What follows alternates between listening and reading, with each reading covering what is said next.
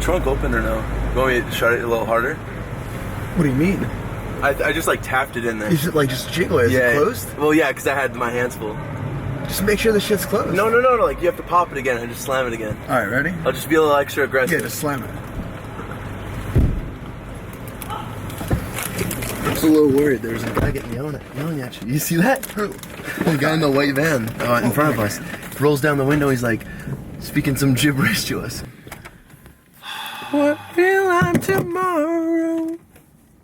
Found out how much those people are fucking charging. I was like, what the fuck? It's like very anabolic for me. I'm taking 10 to 15. Yeah, because I hear after like 200 pounds, you need like more than 5, right? Yeah, for sure. And like, I told people that from the beginning, and they're, no. And then Derek makes a video, and they're like, oh, see, look at that. I'm like, oh, fuck you guys.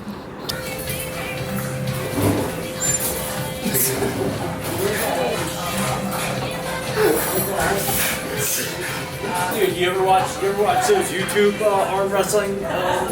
Yes, we have. There's the one guy, Devin the Rat. Devin, yes, dude. Yeah. Oh my god, that guy's a monster. He is a monster. Alright, so the picture kind of looks. Just two friends. Kind of looks like that. Okay, we could do that. This is like Ben Francis, like when he was making clothes in his mom's face. Like it's like, oh hey, you got the light. You got...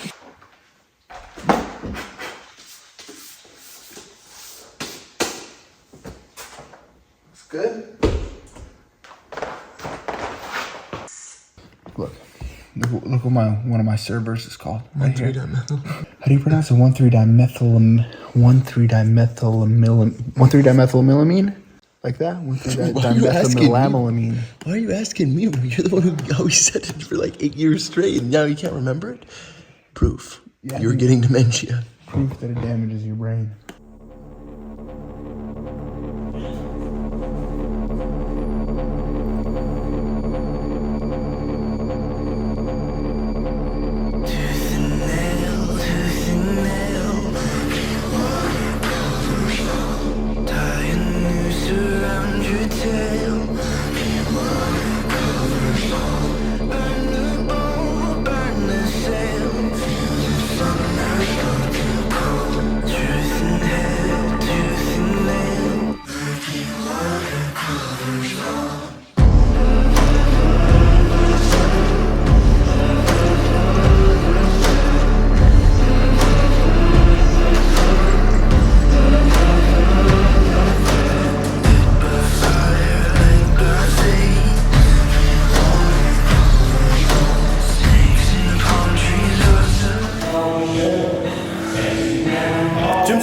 Baby, 405 bench, Onyx.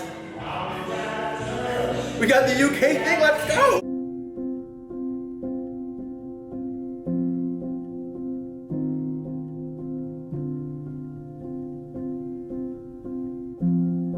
I am the monster you created. You ripped out all my parts. Worst of all, for me to live, I gotta kill the part of me that's... So what's the shoot that you're about to participate in? What's going on? This is Gymshark's first ever powerlifting clothing shoot. Is it? No, it's not. Yeah. They've done so many before. What do you mean? No, like singlet and everything. Like like proper all-out powerlifting. Yeah, real singlet. 3-1 pod collection comes out soon. Code Sawyer. Let's just die. Right. We got a lifting belt coming out. You know, Jamal pulled 793 today. I'm gonna pull 794. I'm a match, she kerosene. You know she gon' burn down everything. She an arsonist in her pastime, and I've been burned for the last time. Time, whoa. I've been burned for the last time. Time, whoa. I've been burned for the last time. It started out like any other morning. The sky was red, he took it as a warning. She kicked the hive, now the bees are swarming. The bed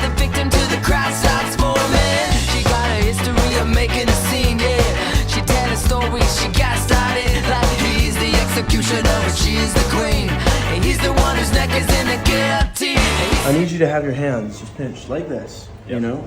And I'm gonna set this right here, right? And I'm gonna drop it. You just gotta, just grab it, just take it. See how he's grabbing it? It's easy. You're not part of the United States, but this is Benjamin Franklin. He invented many things, not the light bulb. He invented the $100 bill. Now come on. Oh, come on, Ash. Just grab the thing. Just, you see it. Just when you see it, the thing is, when you see him let go, that's when you got to grab it right away. That's maybe you're missing it. Just grab it when he lets go, okay? Dude, you're being late for no reason.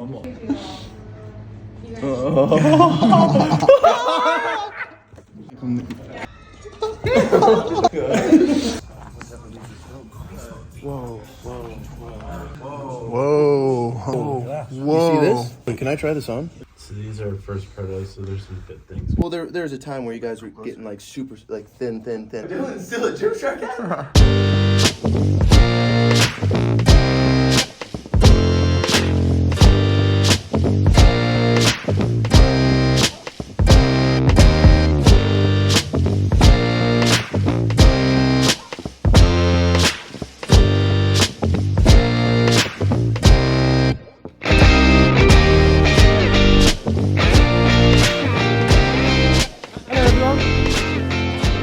Terrible energy. Hello, everyone.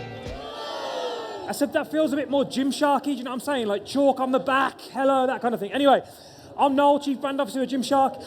I'm going to be hosting and moderating two men who are extremely introverted, so I hope you all feel sorry for me, because it's not going to be easy to do this.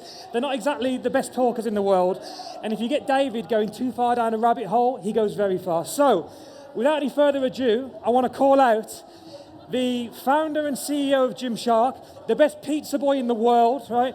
And also the prince of deadlifting, David Lade. Ben, David, you're both stereotypically successful, right, in different ways. You're both the kind of people that I watch people queue up and ask you questions and ask advice for you all day today. Ben, I see people ask you advice constantly for obvious reasons in business.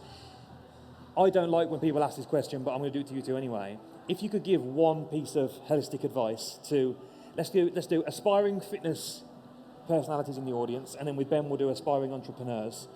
What would that be? I'll go. So, inspiring like fitness personality. So, I mean, this is obviously like an extremely common question. You'll get it asked, like expos, like comments, and etc. All of that. And the truth is, there's no systematized prescriptive formula on how to do that. Because if there was, anyone would attain it. It's the same concept, like permeates like everywhere. So simple things like, but everyone already knows these things. Oh, posting on like different social media platforms, having good titles, having good thumbnails, like this, that, like all like the very just baseline elementary stuff. I mean, that's like a necessary prerequisite, but at the same time, like everyone kind of knows that. So if you want to look at it within like an energetic context, like the reason that it happened for me, like if there's a gun to my head and I need to answer that question, I could reverse engineer and say, oh, it's because I did this and I had this thumbnail and I did that and I talk about it in this way and this algorithm, blah, blah, blah, this. But that's like, there's almost like a subtle like insincerity to that because at a deeper level, the reason that I feel like it worked out for me, obviously a part of it's just like circumstance, luck, etc., variables that you can't put into account for. But I feel like the primary component is just an absolutely undying burning desire to have it happen. And I feel like that applies like anywhere. Because if you truly want to succeed and do something, you're going to pave your own path and you're going to figure out how to do it. And almost one way of looking at it, the people that ask, oh, how do I build more muscle, or how do I build a business, or how do I make more money, what books I should read, they're not actually that serious about those pursuits. They want to be serious about those pursuits, and them asking those questions is them psychologically deceiving themselves into feeling like they're attaining something when in reality they don't actually want it bad enough, because if they did want it bad enough, they wouldn't just be mentally masturbating asking the questions. They would have the sufficient level of motivation to actually actualize it in the real world. So fucking hell. Jesus. So it's just a matter of just like introspection, like do you really want something or do you want to want something? Because they sound similar, but there's a nuanced distinction upon like a very deep and granular examination. Nice, man. I think I know what you mean. What process do you guys go through to overcome failure? You hit a roadblock, you have that failure. What goes through your mind and how do you get over that to keep going? Oh, God. Well, so it's weird, right? So we did we did like our leadership team at Gymshark did like a personality assessment thing. Again, I'm sure a lot of you would have done them, especially in the workplace. And I had this weird result where it sounds really bad, but I rapidly forget about mistakes. So, and again, this is not going to help maybe massively, but I genuinely think you need to just assess the mistake, take away the benefits and the learnings, and just completely forget about any of the negatives, because I see so many people that can be defined by their mistakes and hold on to them and be upset about them for weeks on end. And every single person is going to make mistakes. I think it was, I can't remember who, it was one of like the founding fathers of the United States said something like, when all was said and done, I got 51% of the decisions that I made correct. And it makes me think, like, if someone like, you know, a founding father of the United States only just got 51% of his decisions right, then God help me. So I really do think it's about, genuinely, I would write it down, write down the mistake, what have I learned from it, and then just move on. And David, if you don't mind, same question. I mean, more or less, I mean, I basically agree with what Ben said, but I don't think there's any, like, systematized approach on how to just overcome that. It's a situation where, I mean, success is only achieved, I feel cliche saying this, but you just fail. It's virtually impossible to just succeed, like, initially on the go, unless you're like Jeff Bezos and you make Amazon. Like, there's typically, like, you know, roadblocks there, so you just look at it as, oh, I failed. So if you want to succeed bad enough, you'll try again, and then you might fail, and then if you're still want to do it enough, you'll eventually just, like, succeed. So it's just a matter of, like, your tolerance of failure is in proportion to your desire to succeed. Hi, I've got a question for David, really. It's about what do you say the importance is for sort of surrounding yourself with a good group of friends that will want nothing but for the best of you? Because I feel like often people can have a dream and maybe like their friends will bring them down for it and it could deter them. What would you think the importance of that is? I mean, I think it's very important because it will be very difficult to succeed and triumph if you're around a bunch of negative parasitical leeches that are just drawing you into the darkness and not allowing you to go forward and succeed. And I'm sure everyone in this room has, like, heard the quote, like, you're the average of the 5 people or friends that you keep or whatever. So, I mean, you're running uphill, keeping yourself surrounded by people that are pulling you down. But, so yeah, I mean, it's very important because with the right set of people, your journey towards where you want to go is going to be rapidly expedited.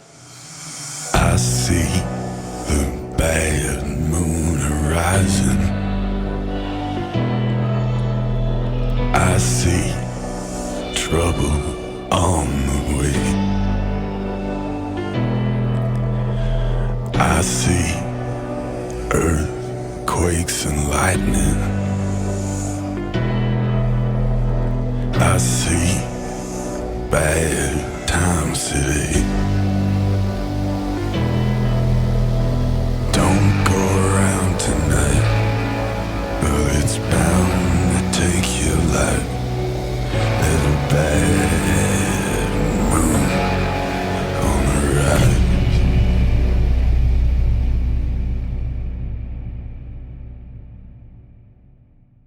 Operate the whole thing downstairs. There's very few people who know how to operate the machine. So the one container was like Coffee and just like more food as well. Okay, so some more food. yeah, who's that?